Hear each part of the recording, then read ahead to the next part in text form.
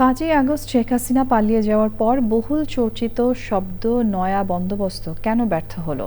SDG বাস্তবায়নে নাগরিক প্ল্যাটফর্মের আলোচনায় এনসিপি এবং এবি পার্টির রাজনীতিকরা ভিন্ন ভিন্ন ব্যাখ্যা দিলেন। প্রধান অতিথি বিএনপির স্থায়ী কমিটির সদস্য আমির খসরু মাহমুদ চৌধুরী অবশ্য বলেছেন, বাংলাদেশের সংবিধানই বন্দোবস্ত, সংসদ কার্যকর করা গেলে আর কোনো বন্দোবস্তের দরকার নেই।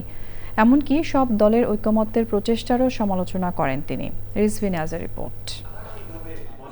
নতুন সরকারের কাছে মানুষের চাওয়া এবং নির্বাচন ব্যবস্থা নিয়ে সারা দেশে দীর্ঘ আলোচনা ও মতবিনিময়ের পর তার সারাংশ জানাতে চীনমূর্তি সম্মেলন কেন্দ্রে এই আয়োজন।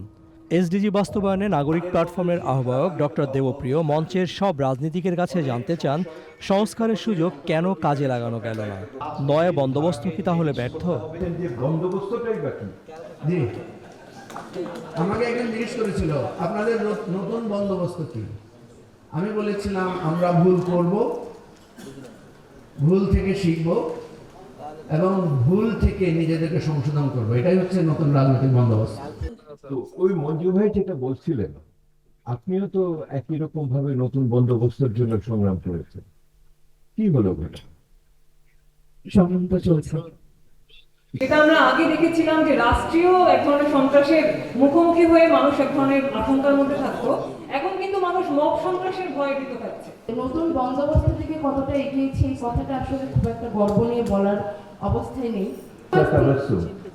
হলো না কেন? আমি সকাল থেকে এই প্রশ্ন সবাইকে করে যাচ্ছি, কারণ এই প্রশ্নের জবাব আমাকেও পেতে হবে, কারণ আমরা তো উদ্যোগের অংশ ছিলাম, শ্বেতপত্র লিখলাম। তো আপনার কি মনে হয় কি হবে? হলো না কেন উত্তরটা খুবই নিষ্ঠুর। আমি মনে করি না বাংলাদেশের মানুষ উত্তরটা সহ্য করার মতো পরিস্থিতিতে আছে। ওসমান হাদি হত্যার পর নিরাপত্তা নিয়ে শঙ্কার কথা জানান জামায়াতে ইসলামীর এই নেতা। নামাজ যখন পড়তে বেরোই তখন আমার বাসার সামনে আমাদের ভাইরা এসে দাঁড়িয়ে থাকে, 4-5 জন 7-8 জন তারা দাঁড়িয়ে থাকে, তারা আমাকে নামাজে নিয়ে যায় আবার নিয়ে আসে। সংবিধানকে সবচেয়ে বড় বন্দোবস্ত বলে মত দেন বিএনপির স্থায়ী কমিটির সদস্য। এই যে বন্দোবস্ত কথা, বাংলাদেশের কনস্টিটিউশনে সব দেওয়া আছে, কিন্তু বন্দোবস্ত, কিন্তু হোয়াট ইজ বন্দোবস্ত? কনস্টিটিউশন ইজ দ্য বন্দোবস্ত। Better understand this. Your constitution is a বন্দোবস্ত। ক্ষমতায় গেলে বিএনপির নির্বাচনী প্রতিশ্রুতি বাস্তবায়িত হলো কিনা তা নজরদারিতে রাখার পরামর্শ দেন এই বিএনপি নেতা। Rizvi Nawaz, channel I, Dhaka.